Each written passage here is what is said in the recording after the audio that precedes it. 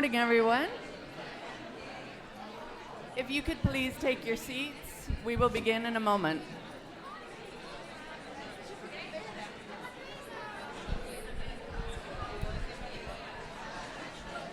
Come on in.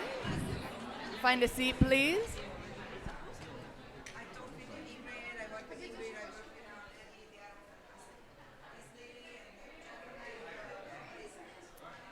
As you get settled, I'd like to ask you to remember to put on your mask again after you've eaten breakfast. Speakers will not wear masks while on the stage. And just as a reminder from yesterday, we're so glad that you're here. If you are feeling unwell, please let your partner organization staff member know, and we'll take care of you. And as you're coming in to take a seat, I have one last request, and that would be if you could please turn off your cell phones and close your computers. That would be appreciated. We'll begin in a moment.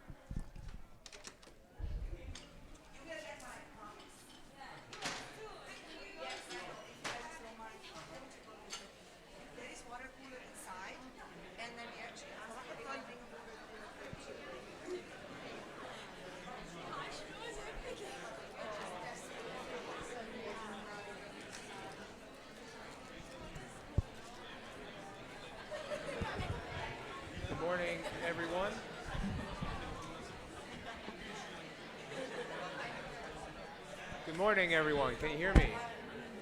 Yes. All right, good. Well, you guys are all set. No problem. Excellent. Welcome all to Washington, D.C., and to the first full day of the Fall 2022 Professional Fellows Congress. My name is Pedro Martin, and I am the Division Chief at the Department of State's Bureau of Educational and Cultural Affairs Global Leaders Division, and the proud sponsors of the Professional Fellows Program and the Professional Fellows Congress. I'm looking forward to a productive week and to the opportunity to collaborate with all of you further. This morning, it is my pleasure to introduce you to Mr. Scott Weinhold, Principal Deputy Assistant Secretary of the Bureau of Educational and Cultural Affairs. Mr. Weinhold joined the Bureau from the leadership team at the Department of State's Coordinator for Afghan Relocation Efforts. He served as the Assistant Chief of Mission at the U.S. Embassy in Kabul, Afghanistan from 2020 to 2021, where he managed the State Department team during the August 2021 civilian evacuation of over 124,000 people from Kabul. Mr. Weinhold joined the Foreign Service in 1992 and is a career member of the U.S. Senior Foreign Service with the rank of Minister Counselor. He served as acting Deputy Chief of Mission in Ankara, Turkey from 2017 to 2019, serving concurrently as the Minister Counselor for Public Affairs. Prior to that, he was Consul General at the U.S. Consulate General in Shenyang, China. His previous positions include public diplomacy postings in Beijing, Tokyo, Canberra, Ulaanbaatar, Ho Chi Minh City, Taipei, and Chengdu. He is a recipient of the Department of State's Distinguished Honor Award for his service in Kabul, as well as multiple Superior Honor Awards. His languages are Mandarin Chinese, Turkish, Vietnamese, Mongolian, and basic Japanese. You can try to test him on that later, maybe. Ladies and gentlemen, please help me welcome Mr. Scott Weinhold.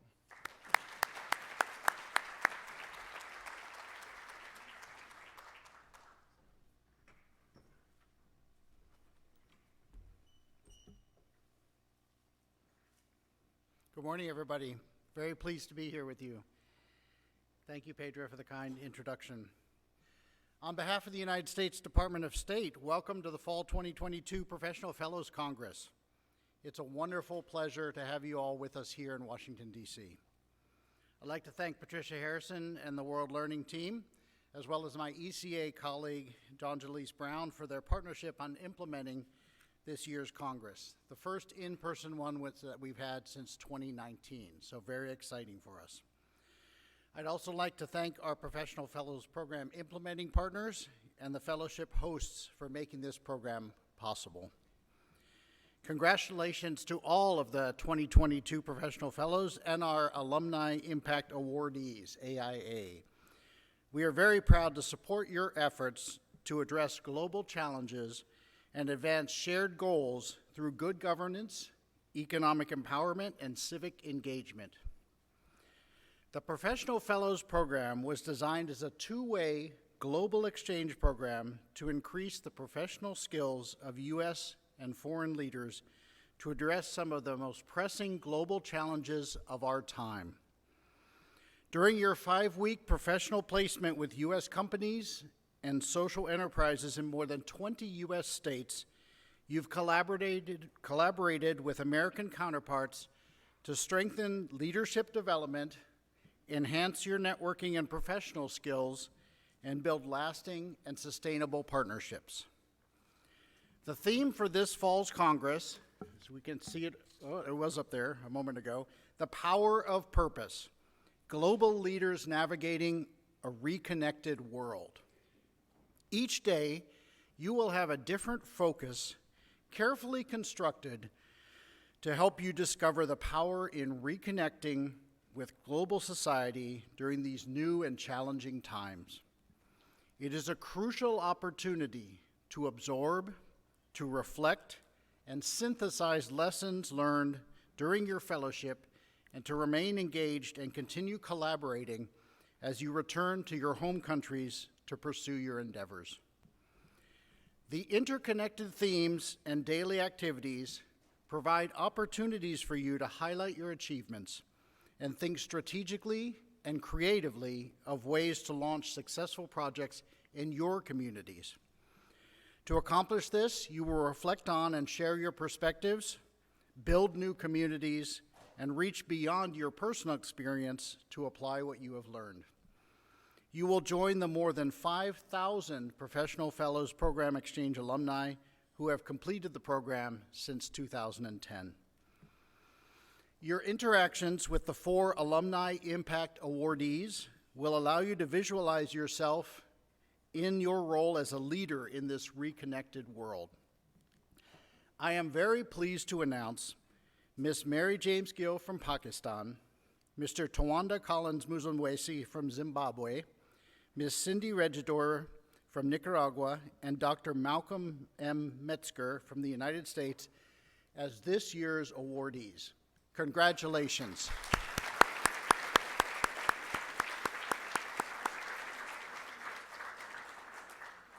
I'd like to tell you a little bit about these impressive individuals. Ms. Mary James Gill, hosted by World Learning in fall 2017, is a human rights lawyer, an activist, a former legislator, and a policy researcher.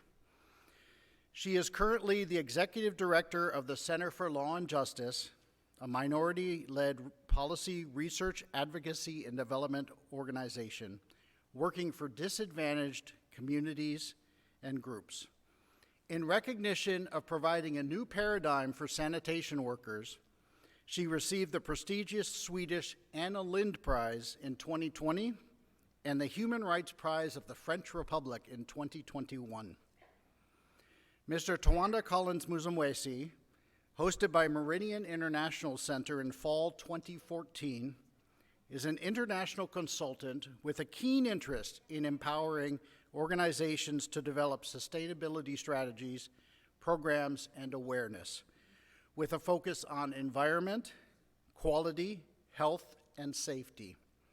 He has undertaken consultancy, training, and capacity building projects in more than 30 countries across the world and has trained more than 1,000 people in sustainability. Mr. Muzumwesi is the founder of Toxic Council Consultancy, African Sustainability Consultants, a leading think tank on environmental protection issues. He is also founding editor-in-chief of the Green Business Gazette and a leading promoter of sustainability approaches.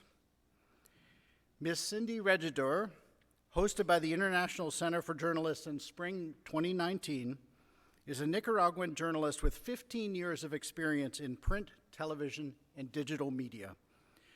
She holds a master's degree in Media, Peace, and Conflict Studies from the United Nations University for Peace. And she is currently part of the Nicaraguan news outlet Confidencial, the TV programs Esta Noche and Esta Semana, and the founder and editor of the Nicas Migrantes, or Nicaraguan Migrants, section on Confidencial's website. She works to build bridges between Nicaraguans in Nicaragua and Nicaraguan migrants currently living outside the country. Dr. Malcolm Metzger is being honored for his exemplary mentorship and hosting of professional fellows in partnership with the Institute on Community Integration. Dr. Metzger is the Director of Outreach, Education, and Interdisciplinary Training at the Institute on Community Integration at the University of Minnesota. He was recently selected by the U.S. Department of State to participate in its Professional Fellows Program on Inclusive Disability Employment in Nairobi, Kenya, and continues to serve as virtual coach for fellows from East Africa. Dr. Metzger currently serves on the state of Minnesota's Home and Community-Based Services Advisory Board and is vice president of the National Association for Persons with Intellectual and Developmental Disabilities and Mental Health Needs Membership Committee. Congratulations again to the awardees on your extraordinary achievements and continued efforts.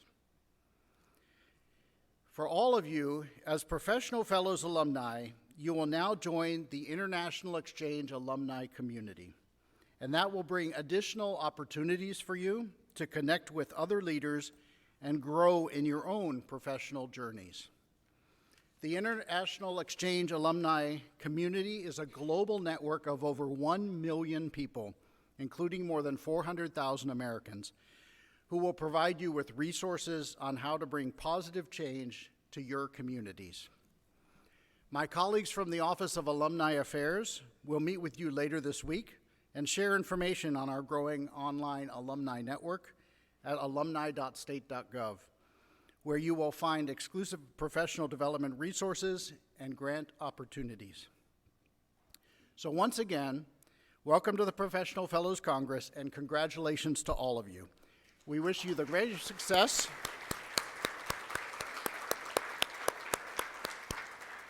We wish you the greatest success and look forward to continuing to work with you and continuing to hear from you and about all the things you will do in the future. Thank you so much.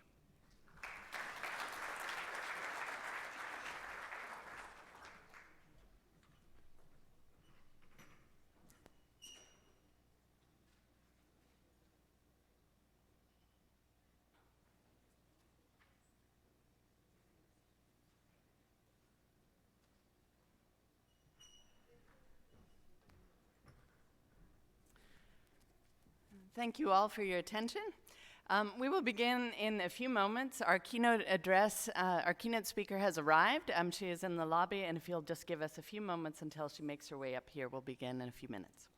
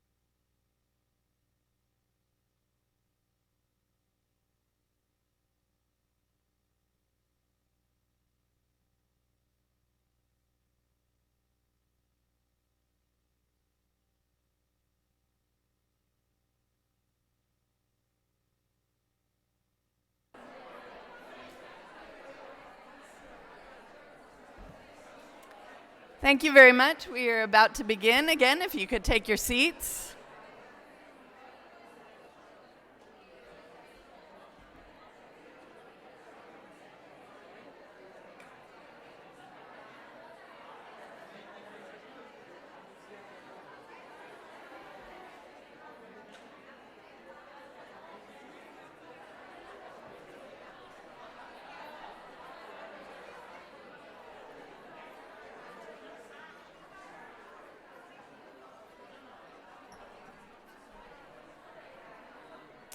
Thank you all. If you could take your seats, please.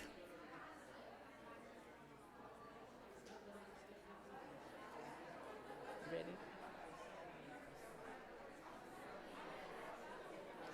Good morning.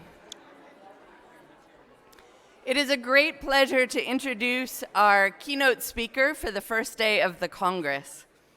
Carrie Rich is the co-founder and CEO of the Global Good Fund, a worldwide nonprofit organization founded in 2013.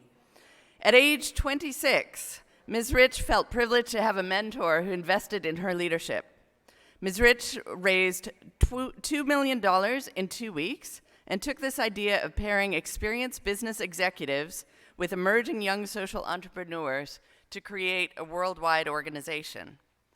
Today, the Global Good Fund's cumulative impact includes 4,000 permanent jobs created in the most underserved communities, 164 entrepreneurs served in 40 countries, over 45,000 global community members, $120 million raised by the entrepreneurs, and nearly 10 million lives impacted. Ms. Rich is also the managing director of the Global Impact Fund, which she started in 2016 to invest in social impact companies primarily led by brown, black, and women founders. In recognition of her work, Ms. Rich is the recipient of the Daily Record's Most Admired CEO Award, the EY Entrepreneur of the Year Award, and Politico Women Who Rule Award. Ms. Rich became a Wall Street Journal best-selling author in May 2022 with the publication of her fourth book, Impact the World, Live Your Values and Drive Changes as a Citizen Statesperson. Ms. Rich's message is about accessibility, how everyday people can empower themselves and others. And that is why she is active in her local community serving as a volunteer and why she sits on the board of directors of Trinity Health System. On a personal note, Ms. Rich was recommended by Alani Stein of the University of Oklahoma. She has Thank you, Alani. She has spoken to many professional fellows groups in the past, and thus it is with gratitude that we welcome her to address the full Congress today. Please join me in welcoming Ms. Carrie Rich to the stage.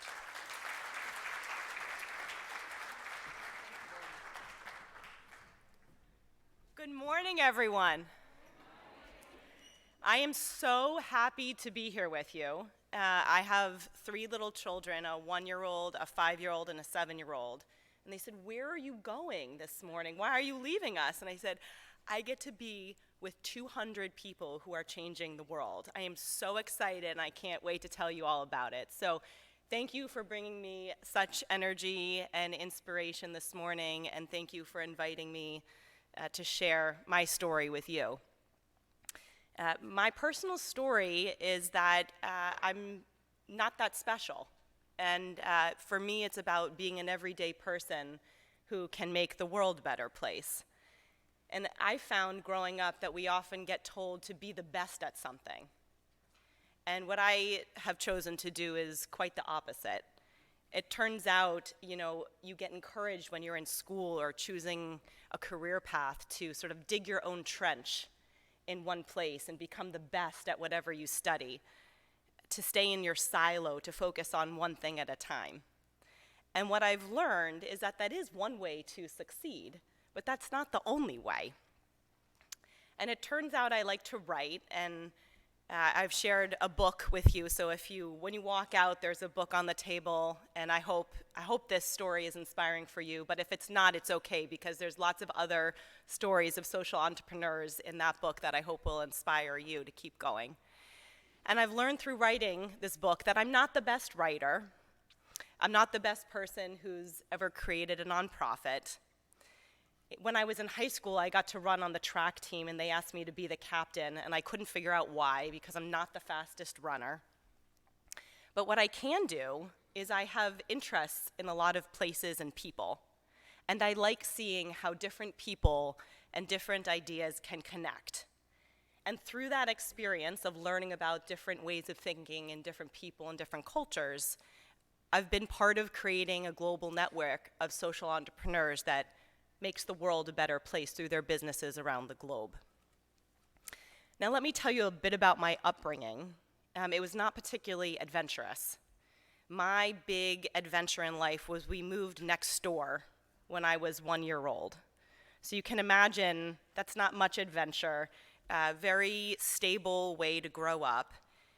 But what I learned is an appreciation for community and how helping my neighbors. When it snowed, we shoveled for the neighbors. We tended to each other's gardens, and we tried to be a good friend and community member. And I grew up in the northern part of the US, and when I was 16 years old, I had the opportunity to come to Washington, D.C. At Georgetown University. There was a summer program for kids who thought they wanted to be doctors. And I came to this summer program, and it was a big, big dream for me to get to travel, even though it was still in the same country, to a different place. And I thought I wanted to be a doctor, but what this program did for me is it exposed me to the system. And I ended up seeing the same man accept food in a food pantry because he didn't have enough to eat, use a special ticket to ride the bus, and then I saw the same man collapse in the emergency room. And I thought to myself, wow, this system is really broken, that this same person is struggling in every aspect of his life. And I decided I wanted to learn how to fix the broken health system. And so I went to school, and I didn't know exactly what you study to learn how to fix a broken health system. And so I went to a school in Pennsylvania called Lehigh University. And when I showed up, I signed up for the classes that were most interesting to me. And I walked into a big auditorium, and would you believe that not one other person signed up for the classes that interested me? So I walked into this auditorium, and no one else was there. And I realized that we didn't have a program at this university for people who wanted to learn how to fix broken systems. And so at that time, I wrote a letter to the president of the university explaining why we should offer a degree that focused on the public's health and health systems and why that was relevant to the future. And I didn't think much about it at that time. But what I was thinking about was, how do I travel and see the world and experience systems in the public's health firsthand? And what I wanted to do was do study abroad, which is a big opportunity in the US market, but it's very expensive. And where I wanted to go was to the slums of different countries.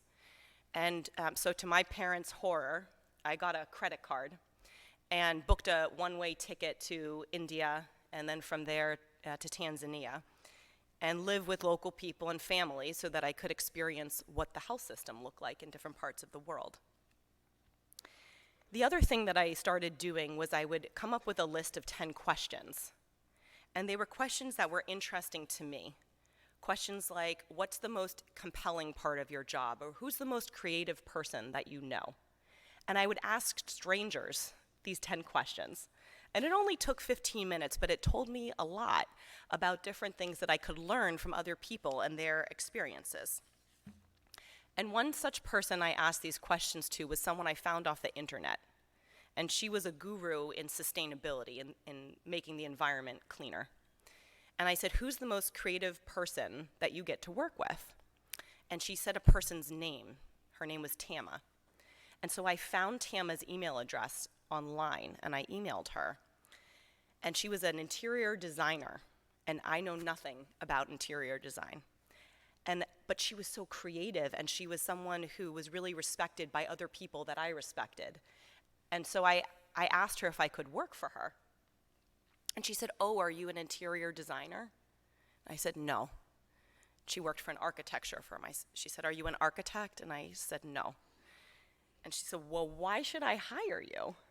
And I said, because I can be a liaison. I can be a connector and connect the people who have big ideas with the people who have money and change the system. And so that's what I did. I worked for an architectural firm while I was pursuing a degree. And what ended up happening is I finished college and I studied abroad in my own version in the slums of parts of India and Africa. And then I ended up going back to Georgetown University, where I'd done that program in high school to learn about our broken system. And I studied health systems administration. And as a part of that graduate program, one of the requirements was doing an internship. And so I got placed with a local health system, and my mentor, partway through the internship, left to go become a leader somewhere else. But I really needed this internship just to graduate. And so I told the people at the hospital, I said, I'll do anything you ask me to do. I just need this internship to graduate. Please let me graduate. And so they gave me the worst jobs in the whole hospital. I got to push the snack cart. I got to mop the floor, which is pretty nasty when you're in a hospital. And the best job that I got was taking attendance at a meeting, because when you take attendance, everyone who walks in the meeting has to introduce themselves to you. And who should walk in one of these meetings but the CEO of this whole health system? And it turns out that this CEO, while building a multi-billion-dollar healthcare organization, had simultaneously been improving the community health in Haiti for the last 25 years. And I thought, this is someone I really want to learn from, because he knows what it means to build a business and also create social impact. And so I asked him if he would talk to me about what it means to live a life of purpose. And from that experience, I decided I wanted to spend a lot more time with this person because he could help me grow. We ended up co-founding a nonprofit organization together called the Global Good Fund, and the way that happened was really through a writing project. I got all dressed up for this meeting with him, and he had 16,000 employees, and I didn't know how to get a meeting in the first place, and so I found his assistant's email address online, and I put on my black suit, and I pulled my hair back in a tight bun, and put on my stockings and my closed-toed shoes, and very formal. And I went into the meeting, and I had such a great conversation, I didn't want it to end. And at the end of the meeting, I asked, would you write a book with me? Because I thought if he said yes, we would have to work together for a while. And sure enough, he said yes, and I jumped up in the air. I lost all my corporate composure. And he said, well, what will we write a book about? And I said, I have no idea, but you said yes, and now we get to work together. And so every week, every Friday, I would go in, and he would pontificate. He would share his ideas, and I would structure his vision. And one day he called, and I actually hung up the phone on him because I didn't know how he got my phone number, and I couldn't fathom that the CEO of a big company was calling me. And he said, I want to create this opportunity for you as a director of vision translation. You've been translating my vision for this book project for the last year. I'd like to create a formal opportunity for you. And I had no idea what that meant, but I trusted that this person who I'd been collaborating with and who had been living a life of purpose would continue to be a mentor and teacher to me. And so I gladly accepted the opportunity. And what that looked like day to day was he really invested in me. He sponsored me, and he pulled me up, and he gave me responsibility for things that I didn't know how to do, and he coached me along the way. And as a result, I was part of a set of bigger principles and bigger values about building out the community's health for the public benefit, and that I could work for progress and do good by working for this company that existed to improve the health of the world. That eventually translated into the Global Good Fund. And so I had told my boss, I said, you've done so much to support me, and there are a lot of young people out there who never get a chance. No one ever will take a chance on investing in them the way that you've given me this platform. And so what if we found other young people that are committed to doing good through their businesses, and pair them with people like you who are seasoned business executives, and put the two together as a catalyst for social good? Imagine what we could create. And he told me at the time to go back to doing my job, which I hung my head and went back to my desk. But for my 26th birthday, he gave me a birthday card. And inside was a message that said, do all the good you can in all the ways you can for all the people you can so long as you ever can. And there was $100. And with that $100, we went out and we raised $1 million from an anonymous donor, and then my boss matched that money. And I had gone to him and I'd said, I don't know what to do with this money. This is your fault. You gave me this birthday card and the money inside, and the money he had given me, $100, was, he said, I would have taken you and your friends to lunch for your birthday, but instead, maybe you can do something with this idea. And so we used that money, that $100 birthed the Global Good Fund. $2 million later, this nonprofit organization was born. And just so you have a sense of what the Global Good Fund does, we source social entrepreneurs from around the world. We've worked in 40 countries to date, and we've supported nearly 200 entrepreneurs over almost the last 10 years. And these entrepreneurs, people like yourselves, are already running businesses that make the world a better place, and are humble enough to know that if given a platform and some financial resources and mentoring, we can exponentially grow social impact. And so it gives me personally an opportunity to pay it forward and to build a community of like-minded thinkers who care about making the world a better place and living out our values day to day. And again, what I've learned from this experience is that had I just focused on one thing, I would have stayed in my trench, in my silo.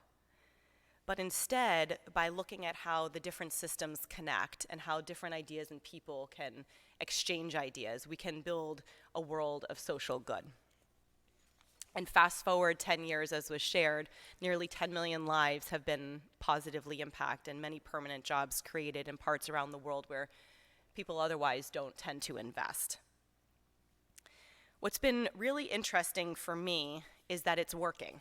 And my colleague Nazleen Bimji, who's at the back, she executed a study by a third party that found that the Global Good Fund Fellows are able to raise twice as much capital, whether they're running a nonprofit or for-profit company, as compared to 52 other fellowship programs for social entrepreneurs. And the real differentiator there is that we focus on the individual, we focus on the person, and that when we find great people who are committed to using their lives for good, those people will in turn grow businesses that positively impact the world. I've also learned some important lessons to believe in myself, even when that might not be my natural inclination. About 4 years into running the Global Good Fund, it dawned on me that several of these companies were not only going to do good for the world, but were also going to be financially successful. And what should we do with those companies when they needed access to traditional financial capital? They would come to us first, and our response would be, that's not what the Global Good Fund does. We focus on the mission of supporting individuals and helping them grow their businesses. But when that's successful, entrepreneurs need access to capital. And so about 6 years ago, we launched a sister company called the Global Impact Fund, which financially invests in the business that these entrepreneurs lead, whether they're part of the Global Good Fund Fellowship or not. Our first fund was $500,000, and at the time I thought, who in the world will pay attention to $500,000? In a US market, a traditional fund is $150 million. Who will pay attention to $500,000? 100 people told me, absolutely not, no, go away, I will not give you any money. But 10 people said yes and gave me $50,000 each to invest their money. And without realizing it, 80% of the portfolio companies that we invested in were Black, brown, or women-led businesses, because these entrepreneurs were the closest to addressing the social issues of our time. And it turns out that's quite fitting, because half of the entrepreneurs we support at the Global Good Fund are women, and about 2/3 are Black or brown entrepreneurs. It also turns out that on our first fund, we're performing 3 times as well financially as a really well-performing venture capital fund. So not only is it exclusively investing in companies that do good for the world, it's also making very solid financial returns for our investors. Global Good Fund has also launched a subsidiary company that does consulting work. So we've found that big companies and little companies alike want to know how to do good for the world, and that Global Good Fund is well positioned to be able to have expertise in that domain. And these are all lessons learned because we were willing to listen and talk to people who think differently and operate in different environments than the ones we traditionally invest in. Not long after all of this started to occur, I got an email from someone at Lehigh University, where I went to college in Pennsylvania. And she wrote to me, she said, "I took on a new role, and I've been admiring the Global Good Fund from afar. I read the email that you wrote to the president of the university 10 years ago when you were at school, and the health goals that you articulate align with a significant part of the work that our faculty and students will now be doing in a newly established College of Health. I have to admit that part of my thinking is influenced by what I know of your time at Lehigh, when you were advocating for Lehigh's leadership for more interdisciplinary programs that would prepare graduates for the real world. And so today I'm pleased to share that I now serve on the board for the new College of Health at Lehigh University."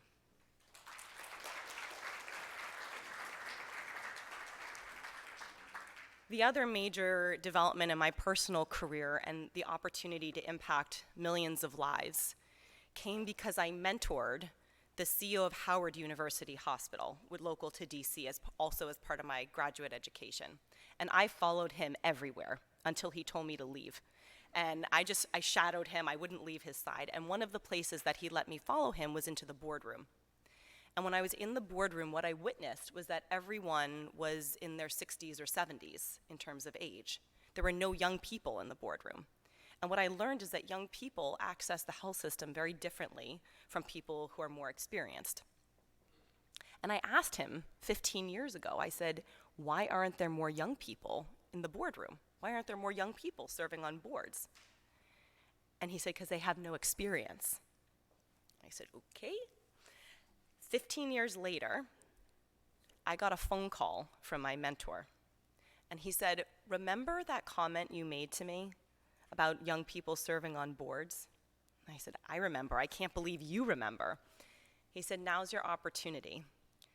And as of a year ago, I've been serving on the largest Catholic health system board in the country. It's a $20 billion health system with 365 hospitals in 25 states.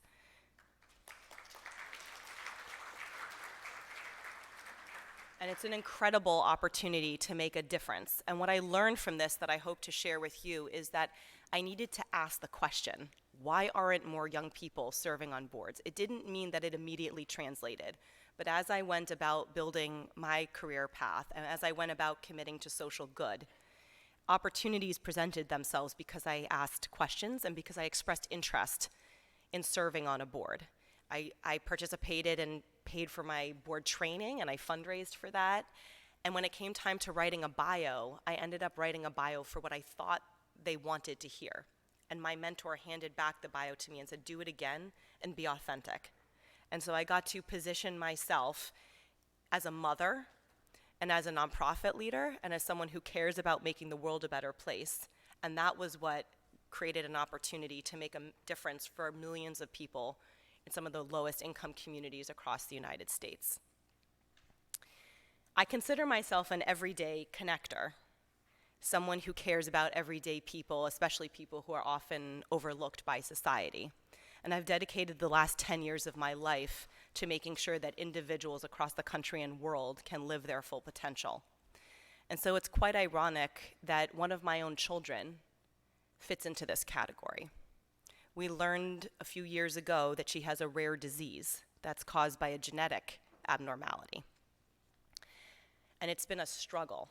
Like I told you, I have 3 little kids, and that's hard enough anyway. But when one has severe special needs, it's really, really challenging on a day-to-day basis. And we went to the best health systems we could access in the country, which I figured out how to network our way into. But they told me it was all a dead end, and that really there was no hope and no path forward. And so I found social entrepreneurs out in California, one of whom also had a rare disease. And he found a drug that was used for a different purpose and repurposed it to prevent himself from going deaf, blind, and becoming paralyzed. And I asked if he could do something similar for my child, who has a completely different rare disease. And what I'm doing now is using my skills in fundraising that I've learned through fundraising for a nonprofit and fundraising for a venture capital fund and fundraising for consulting to fundraise for millions of children across the country and eventually across the world who have rare diseases, who are otherwise overlooked by the health system. And so for me, it's very important that when my daughter benefits, millions of other children and families will benefit as well. Your child and millions of children out there. That's part of what it means to be an everyday connector.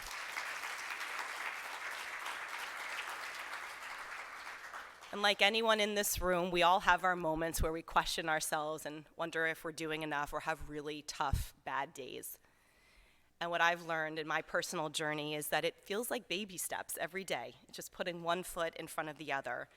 And as long as I'm taking baby steps in a positive direction, I can go to bed with peace that I tried my best, and not only for myself and my family and the Global Good Fund, but for people who I may never have the pleasure of meeting.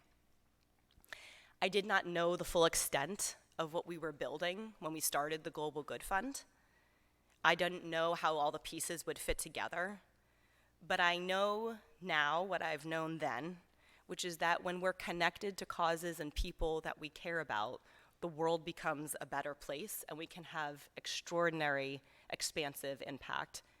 And I know that everyone in this room is already having extraordinary, expansive impact in the communities that you touch.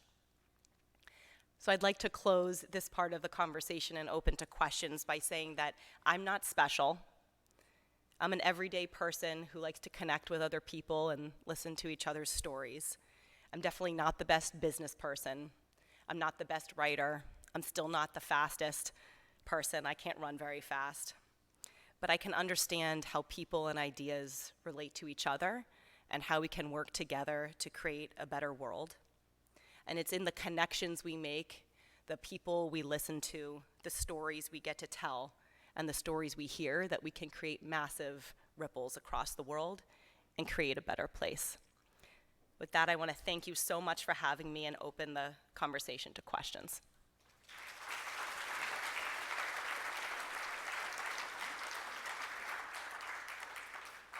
So I think we have, if you have a question, just raise your hand. I think we have microphones around the room.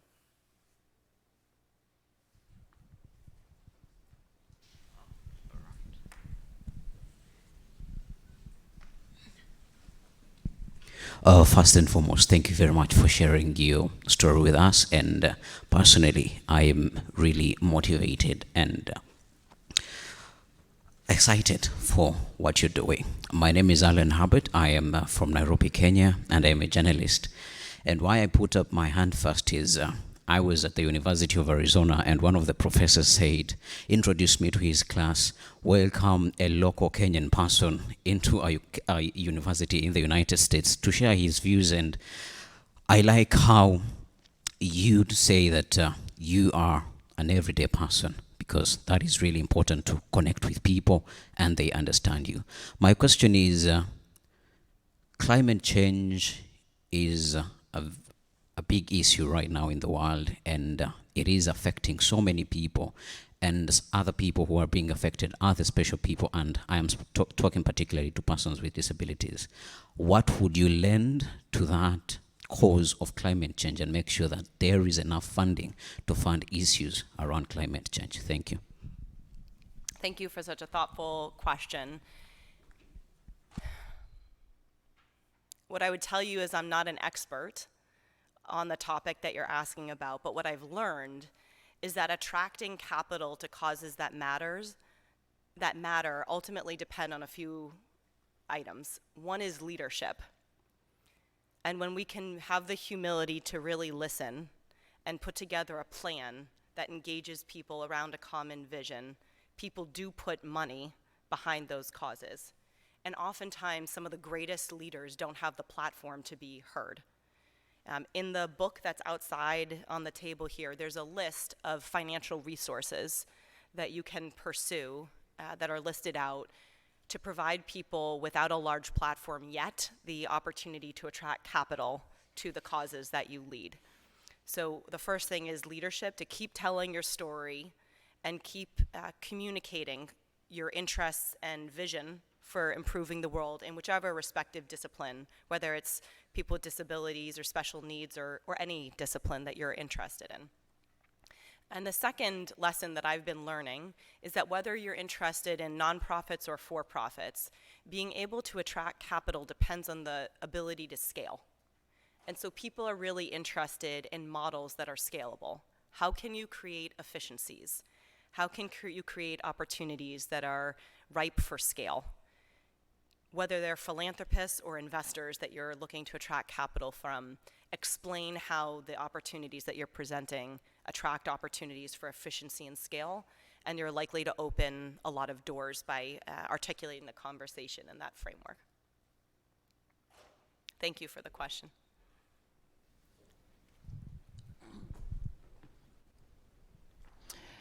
Firstly, Carrie, thank you for your sharing. Very powerful. I'm able to relate to it. Given that you also started sharing your identity as a mother. I'm a mother, I have 2 boys, and I think that's so authentic because you have a lot of leaders that start off with their profession, but you started from a place of home, which I think is so powerful. My question is, so my name is Katrina Ma'ofatiaki. I'm all the way from the Pacific, from Tonga.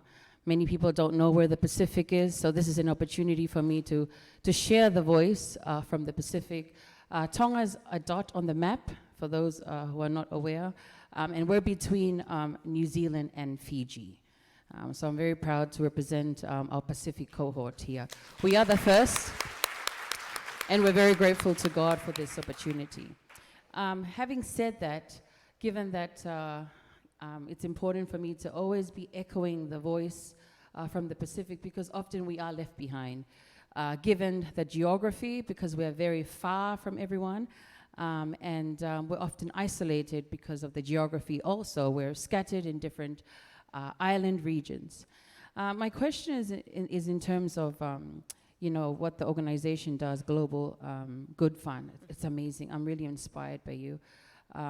I also run a business, and what you've been sharing is really aligns with the values that I run in Tonga. My business has only been 2 years old, so I do a lot of work in the communities, and I just love even your topic scaling up from personal to communal. And I'm also learning entrepreneurial skills. So I'm actually bold to even ask you. I wish you could be my mentor, all the way from here. I'm sure there'll be opportunities that we could discuss that.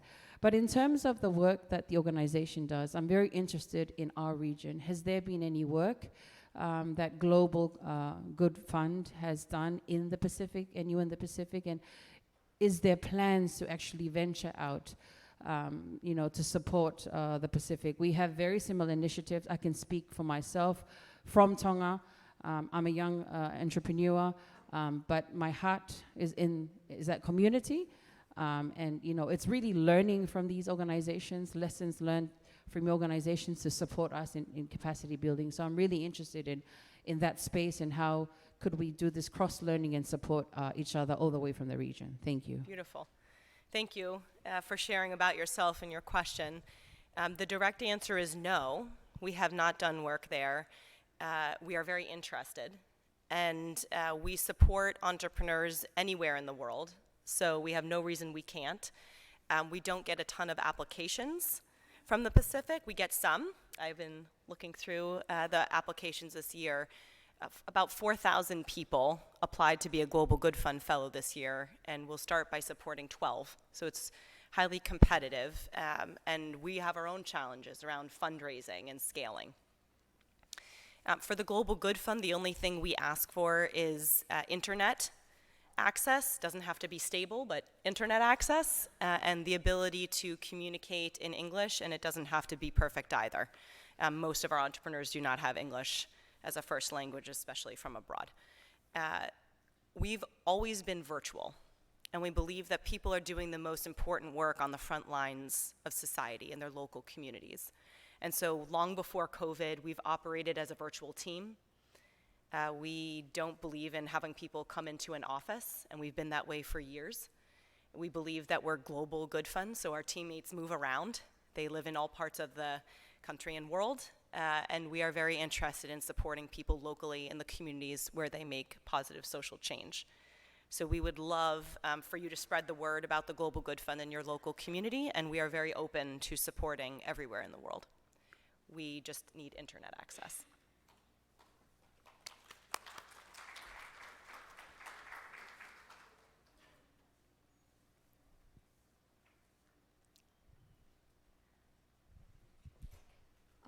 First of all, thank you for sharing your story. Second of all, my question is, what do you consider are the 3 most important things that helped you to convince at such a young age a person to give you your first $1 million?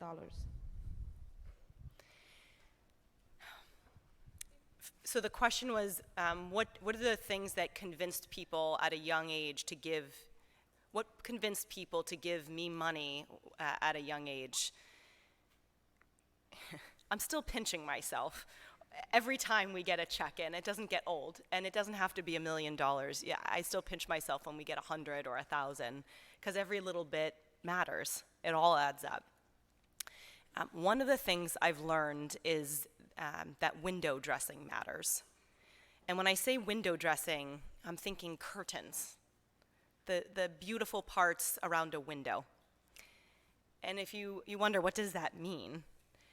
I learned that when I'm starting out, no matter what avenue it is that I'm starting out in, I don't have much credibility. And so I need to find ways to build credibility so that people financially back our ideas. And one way to do that is to surround myself with people who are more credible than I am.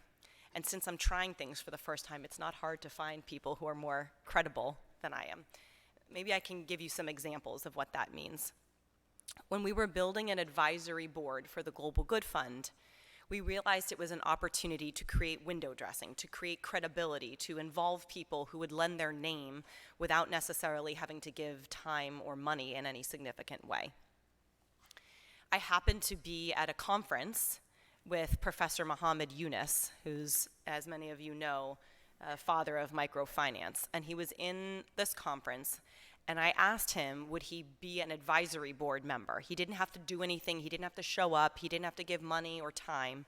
Just respond. Could someone on his team respond when I had a question? And he said yes. And because of that, we got to put his name on our website and his photo. And he's a Nobel laureate. And when we're creating Global Good Fund with a 26-year-old who has no business creating a global nonprofit, having someone who's already a global Nobel Prize winner made a difference. That's one example. I think the other opportunity is when I went to meetings early on, I would bring someone who is more experienced than I am. And what that did, it was created problems and opportunities. So I'd go to the meeting, and the co-founder of the Global Good Fund is 4 decades my senior, and he's a very big man. And we would sit at the table with the person we were meeting with, and naturally the person would face his or her body to, or their body to look at my co-founder, which was very frustrating for me. In one sense, it gave a lot of credibility. And what we discussed was that my co-founder would redirect the conversation back to me because I was the person who would be following up as a result of the meeting. And so that was another lesson. One was to create advisors, a board of advisors that was what I call window dressing, people who I could contact and ask questions, but who didn't need to give their time or financial resources in a significant way. I also asked for people to accompany me to meetings that were significant so that they would see that, wow, if someone gave their time to show up for this conversation, it must be important. And if I had just shown up, it would probably be different. And then the third lesson I learned is to always show up no matter who else decides to come. I'll give you an example. I had a meeting that our whole team had prepped a lot for.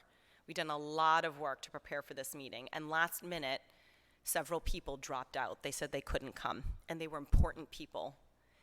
And I called one of the other meeting attendees in a panic, and I said, should we cancel this meeting? All these people dropped out last minute. And he said, no, you don't cancel the meeting. You show up as if that whole room is full, because it matters the way you show up. It matters whether you're taking the trash out, that you do take the trash out to the best of your ability. It matters that you speak to the best of your ability, whether you're speaking to a room of 2 people or 200 or 20. It doesn't matter. You always show up to the best of your abilities. And so that would be my other lesson that I learned is as I was building, it didn't matter who was in the room. I always try to show up to my fullest potential. And what that demonstrated to anyone in the room was that we were going to follow through on what we said we were going to do.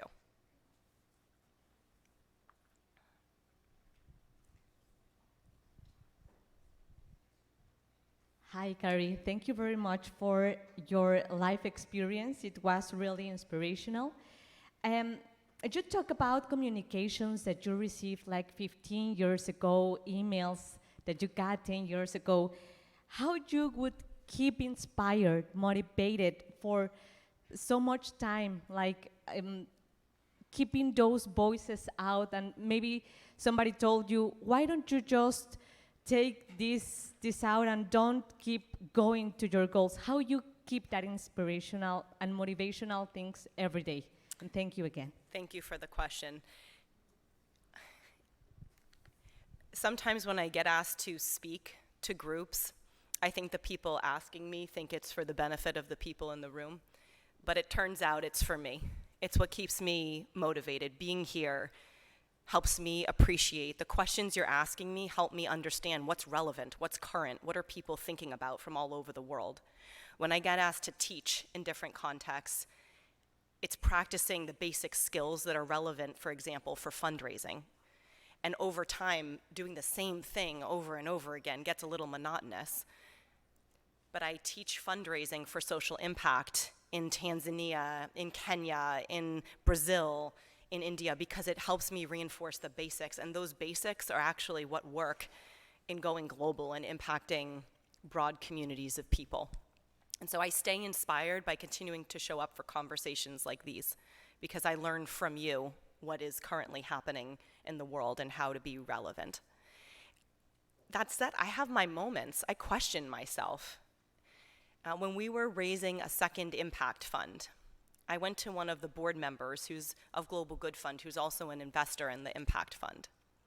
And I said, I think I want someone else to run this fund. I think someone else would be better at running a venture capital fund than me. I have no business investing millions of dollars of other people's money to make them financial return. I have no background in that. And I actually went out and sourced someone else to do the job. And I set up meetings, and he had 20 years of phenomenal experience running venture capital funds. And I brought him to these meetings and conversations, and the people in the meetings who we were pitching for their money, they said, who is this person? We trust you.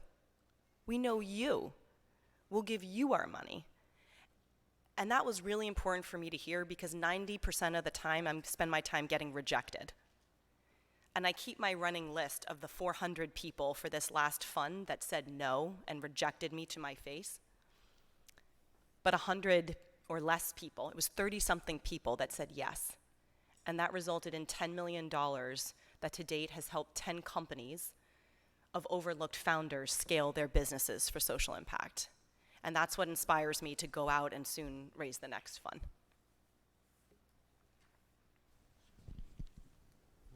Yes, hi. Hi. Okay, last Absolutely. question. Hi, good morning, and wonderful listening to you. I think an important point that you shared was how you not just impacting people through the fund, but also making returns for your investors.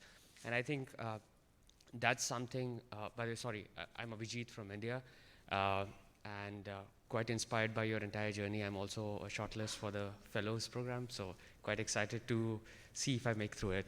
But yeah, I think one of the key things as social entrepreneurs, when we are tackling purpose with profit, I think the profit part sometimes gets behind. So what are your thoughts around, or some tips around social entrepreneurs, nonprofits, while they're fundraising, to make them more investable in a way? And just one small comment before you answer that is, I loved what you shared about the window dressing. I did the same with my nonprofit. I termed the phrase as standing on the shoulders of giants. That's probably a better phrase. Yes. So yeah. Thank you very Yeah, much. thank you. So the question was around how to structure a social enterprise financially for investment. I think people who give money, they allocate the money either in philanthropic bank account or in an investment bank account. There's not much in the middle. Very few people understand the concept of investing for social good and financial returns. Increasingly, that'll become the norm, but right now, most people have an account that they use to give philanthropically and an account that they use to invest for people who are doing this in a significant way. And what I've learned is that opportunities that are scalable are the most attractive because people want to know that their money is being used in the most effective way possible. And oftentimes, the way that we create scale is through financial viability, and that's what also creates an opportunity for social impact. There's a saying in healthcare, which is my roots, that you have no margin, then you don't have an opportunity for mission. If there's no finances, there's no opportunity for the mission to take root. And so when we're due diligencing companies through the Global Good Fund, whether they're nonprofit or for-profit businesses, where we want to support leaders running organizations that are going to be there in the future. We want to support organizations that have the opportunity to scale. That's critical. And one of the things we look for is not only the social impact opportunity, but also the opportunity to have scalability financially. And what that looks like is, do they have a plan for hiring people so that it's not all on the founder? What does it look like to grow? And sometimes it's not going into more places. Sometimes it's going more deeply into the local communities that we serve. So I think looking at opportunities to grow doesn't always mean going bigger. Sometimes it means going deeper, and that's just as good an opportunity to grow financially as any other opportunity. One last question. Okay. Thank you so much, because what you shared is like you are reflecting my life. I'm just the only fellow from Tanzania. And actually, I'm a mother to this child with severe developmental disabilities, multiple. And because of that, I said I don't want to be discriminated. I started this John, and this is my first time here in the US. And I started this organization. It's called Tanzania Epilepsy Organization. We are fighting to end stigma, discrimination, and being a mother like every day, battling with this. It's very tough, but thank you very much for sharing. I guess I've already found a mentor from here, and I will learn more from you. And I'm very emotional because when you were talking, I was like, goosebumps around me. So thank you so much. The question I wanted to ask you, I've already been asked, and I said I want to talk and to say thank you so much for sharing. Yeah.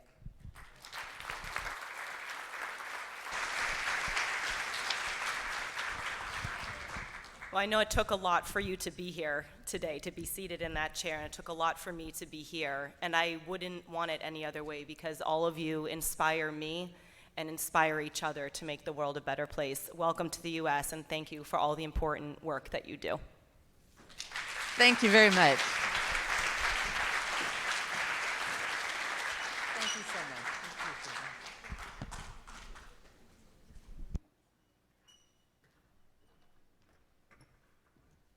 Thank you, Carrie Rich, for your message. And thanks to the generosity of Carrie and the Global Good Fund, everyone here will receive a copy of her book. Please be sure to look for it as you exit from the ballroom. And thanks again for that gift. You are all invited to enjoy refreshments in the lobby. And then if you are interested to participate in the speed networking activity, please come back into the ballroom at 10:30 and we'll begin then. Thank you.